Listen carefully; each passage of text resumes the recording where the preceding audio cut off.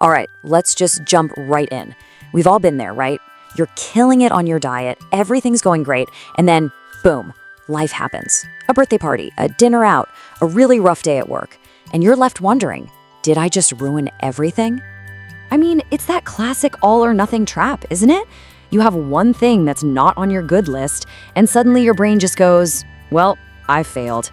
Might as well eat whatever I want for the rest of the day or, heck, the whole week. But what if there's a better way?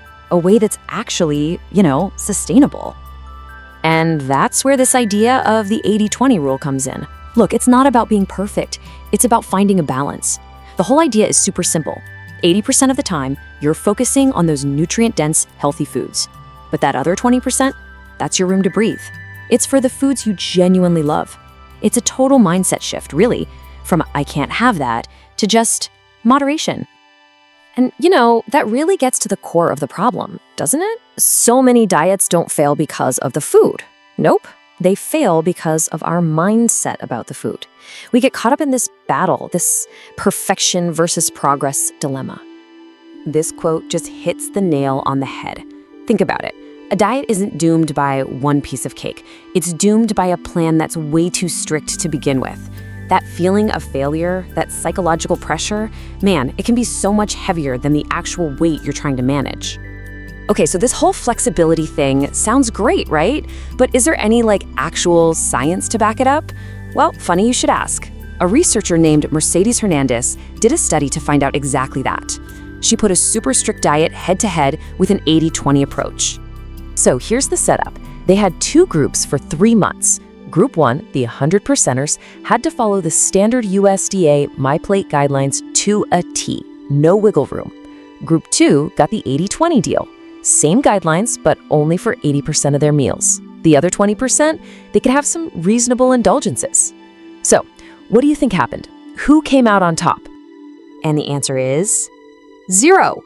I mean, after 3 whole months, there were basically no big differences between the groups when it came to the physical stuff. Weight loss, body fat, blood pressure, all pretty much the same. Kind of surprising, right? So if the physical results were the same, does that mean it was a wash? That it just doesn't matter? Not even close. Because the real story, the most important part of this whole study, had nothing to do with what was happening on the scale. Check this out. This is the kicker. The dropout rate, nearly 60%. That's more than half of the people in that super strict group just quit. They couldn't do it. But the 80-20 group, less than 17% dropped out.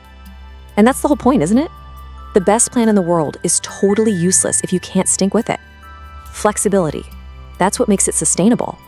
All right, so we've established that flexibility is a huge deal. But does that mean anything goes in that 20%? Like literally any food is fine? Well, it's a little more complicated than that. Let's dig into a twist. You've probably heard this idea in the nutrition world, this mantra of all foods fit. The idea is that no food is inherently good or bad. And look, that's a really helpful way to push back against super restrictive, guilt-ridden eating. But some are now arguing that maybe, just maybe, it's a bit of an oversimplification. And for some people, it might not be the whole story. So when does all foods fit not well fit? Well, there are the obvious ones, right? Food allergies, intolerances. If a food makes you sick, it doesn't fit for you. Duh! Same goes for religious or ethical choices. If you're vegan, meat doesn't fit.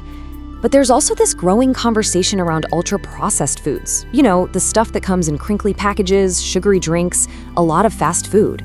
The science is starting to suggest that these foods might be in a category of their own, maybe even triggering addiction-like responses in our brains. This is such a great way to think about it. It's like medicine. Is a medicine good or bad? Well, it depends, right? It depends on who's taking it, why they're taking it, and how much they're taking. Food is the exact same. What helps one person could actually harm another. Context is everything.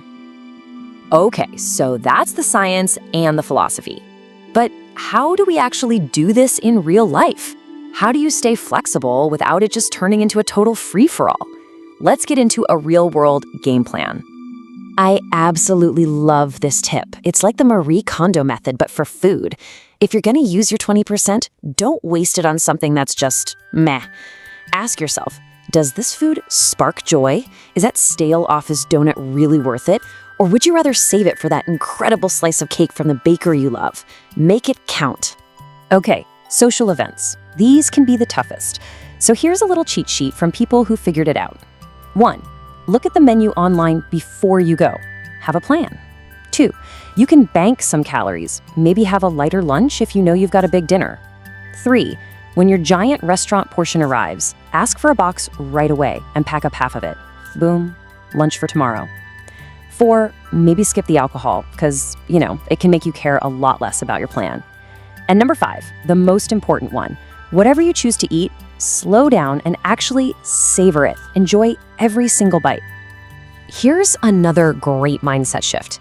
Instead of focusing on what you can't have, focus on what you can add. Like, load up your plate with good protein and tons of veggies first. And then set a simple rule for yourself, especially at a buffet or a party: 1 plate. You fill it up, you enjoy it, and that's it. It's not about restriction. It's just about being mindful and intentional. Because at the end of the day, this is all about finding what works for you. It's about creating your own personal 80-20. And it's so important to remember this. 80-20 isn't a math problem you have to solve every single day. It's a mindset. It's a philosophy. It's about giving yourself some grace, enjoying your life, and building habits that will actually last. Because you're not in a constant war with yourself. This quote just says it all, doesn't it? Food is fuel. Yes, 100%. We need it for energy, for health. But you know what? It's also meant to be enjoyed. Nourishment isn't just about vitamins. It's about celebrating. It's about connecting with people. It's about joy. And that's what the 80-20 mindset gives you room for, both. So I'll just leave you with this final thought. Let's forget the numbers, the 80, the 20, all of it for a second.